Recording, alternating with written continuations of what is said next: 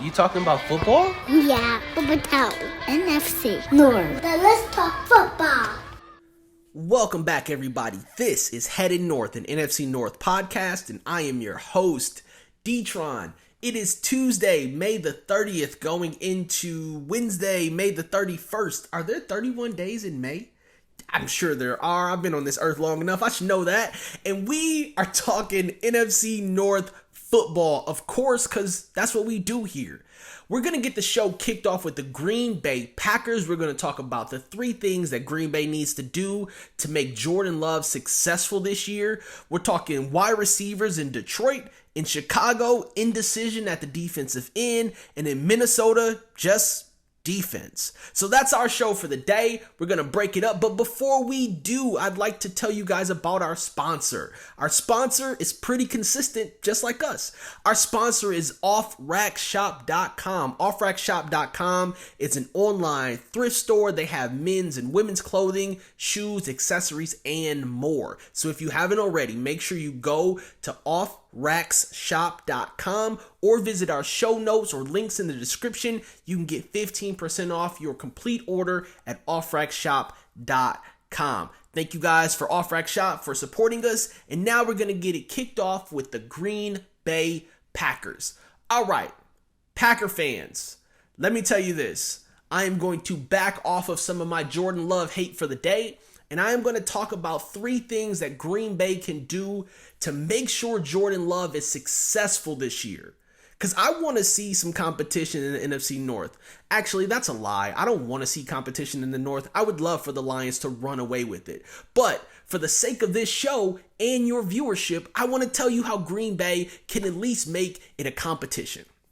So here's what Green Bay needs to do to make sure that Jordan Love is successful this year. First, Matt LaFleur is gonna have to coach. Yup. Hey, Matt, the vacation that you've been on is coming to an end. It's really nice to have a Hall of Fame quarterback because he can do a lot of the on-field coaching that coaches don't have to do.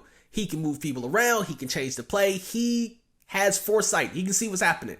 Not the same when you bring in someone like Jordan Love. So that means LaFleur is going to have to draw up some really cool plays. Gonna have to design the offense around what Jordan Love does well. And that's the second thing is they gotta play to Jordan Love's strengths. When Matt LaFleur is out here building these plays for the Green Bay's offense to run, you've got to consider that Jordan Love coming out of Utah was a 2-to-1 touchdown and interception guy. He wasn't crazy accurate, and he does not necessarily protect the ball when it gets in the air. He did have one really good year where he threw 32 touchdowns and 6 interceptions. That was like his sophomore year.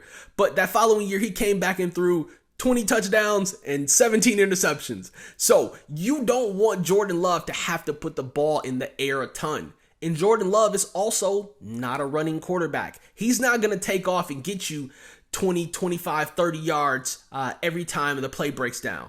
So what you've got to do with Jordan Love is play to his strengths.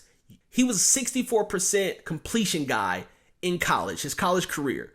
If you were to compare that to like NFL numbers, that would put him just below Daniel Jones and just better than Lamar Jackson when it comes to completion percentage.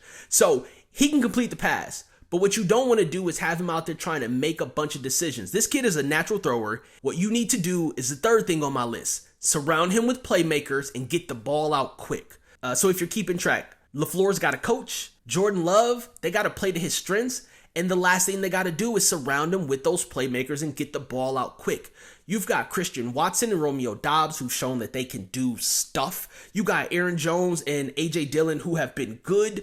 Luke Musgrave, who is new, and Jaden Reed, who is new. All of these individuals, plus a pin and pull run scheme. You've got a lot there for Green Bay. Jordan Love just needs to not mess it up. And the way you do that is protect him. You make him into Brock Purdy. You don't force him to make any big plays unless he has to.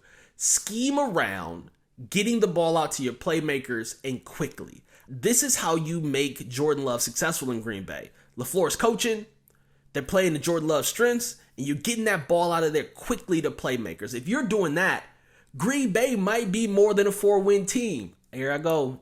dumping on Green Bay again. You guys will probably win more than 4 games. At least if you follow this strategy, you'll win more than 4 games.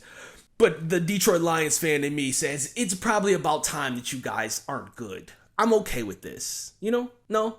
If you're a Green Bay fan, you're probably not okay with this. Well, at least I started the show with you guys. And now if you don't care about the rest of the other 3 teams, you can leave because I'm all done talking about Green Bay.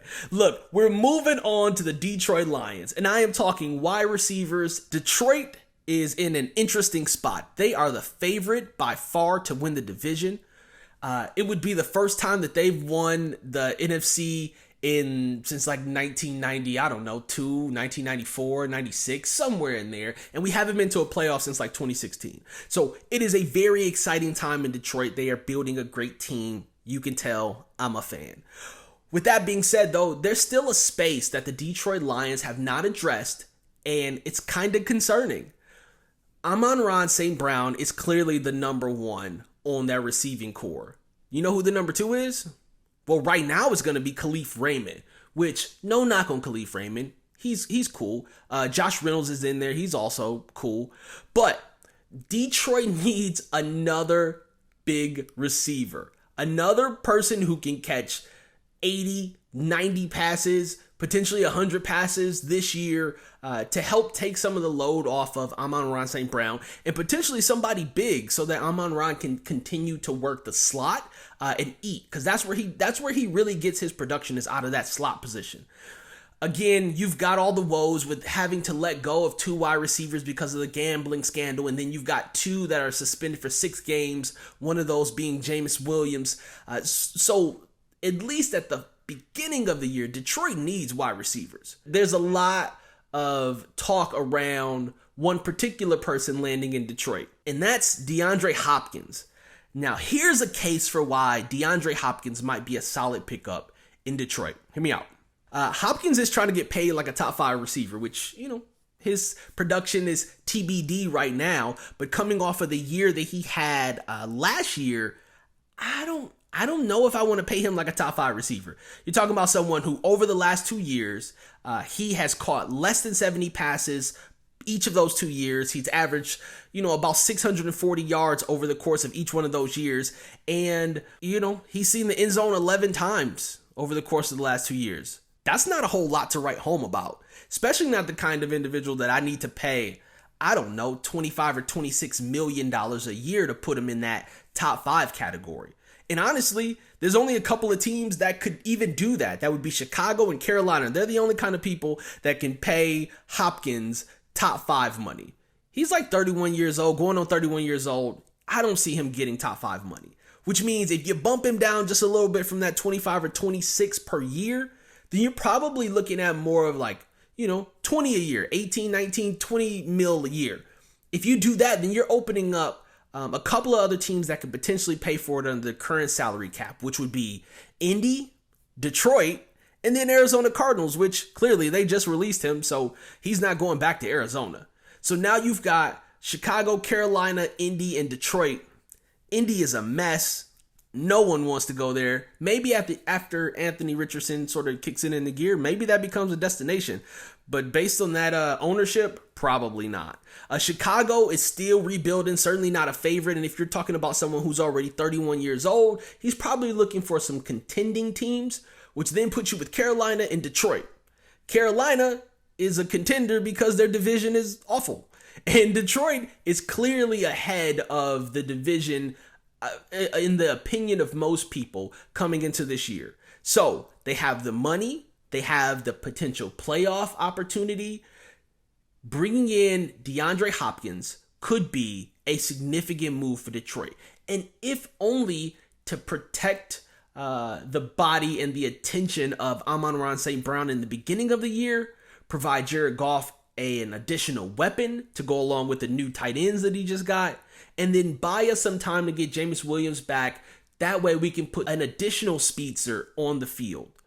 This could be a really good move. But again, for all of the other reasons, not great production over the last 2 years, wanting to get top 5 money, and then age, of course, is a factor. All those could be drawbacks for the Lions wanting to go and get DeAndre Hopkins. But I'll tell you who else is out there. Kenny Galladay, who's 29, is familiar with the organization, coming off of a $4.5 million deal last year, didn't do much in the way of production, but he could be more of a feature weapon here in Detroit. You also have Jarvis Landry, who's 30, and Sammy Watkins, the journeyman, who is also 29, are all available free agents, excuse me. So if you're looking at the free agency market, DeAndre Hopkins, certainly the biggest name of all of those and could make the biggest impact, but is going to eat up a lot of available cap space with what it's reported that he's trying to get per year. So just got to keep that in mind as Detroit Lions look to add additional weapons at the wide receiver position because they need it. Like if Amon-Ra St. Brown goes down, similar to what happened at the Dallas Cowboys game, it could get ugly. It didn't get ugly fast for the Lions. So they need another weapon. DeAndre Hopkins, I'd actually sign off on that deal, but only if we can get him for around $16 or $17 million a year. I know that's probably a stretch. He likely doesn't want that, but that doesn't matter to me if he wants it or not. Will he be willing to play for that and potentially to go to the playoffs? So that's what I got with Detroit. Now looking at Chicago, we are talking some indecision in Chicago, and specifically some indecision and options for Chicago at the defensive edge position. That's one of the few areas that Chicago has not solidified in this offseason, which is really weird because they had a lot of draft capital. And I don't know if they just didn't feel like they could get the right player in the draft or if this just wasn't a focus for them. But it should be because their defense was pretty bad last year. And so there's a couple of free agents out there in the NFL sphere that I think Chicago should be looking at. And these names have popped up with a lot of people. So probably first on that list is going to be Ngakoue. He's 28. He came from Indy. He's been in the league for a while. He played 15 games last season, took 72% of the snaps, had 9.5 sacks, 29 tackles, 18 of those were solo, and he's coming off of a 2-year, $26 million contract, which means he's affordable. He's young. He can still play significant number of downs, and he's got solo production. He would be the top edge that I would be going after if I were Chicago. He's not the only one, though. There are a couple other players out there floating around that could definitely make an impact in Chicago. Dwayne Smoot, 28 years old, coming out of Jacksonville. Last year, he played 15 games. He did end up with an Achilles injury, so that had a slight impact on him. He also only played 38% of the snaps last year. But in that time, he was able to get 5 sacks, 21 tackles, 14 of those are solo. He's coming off of a 2-year, $10 million deal. And again, with the injury in 2022 to the Achilles, who knows? He may be a very affordable option. And again, he's still fairly young, 28 years old. He could get you some additional production off that edge. 2 other players out there floating around. These two may be less likely to bring them into Chicago unless you're looking for a bit more experience. You got Leonard Floyd. He's technically outside linebacker, but count him as an edge. He's 30 right now, coming off of his contract with the LA Rams. He played 17 games last season though, and he took 91% of the snaps with 9 sacks, 59 tackles, 31 solo. Now, I mentioned Ngakoue being 28. He played 72% of the snaps. Leonard Floyd played more than that. Leonard Floyd played all of his games. Leonard Floyd had just as many sacks, nearly, as Ngakoue. And he had more tackles.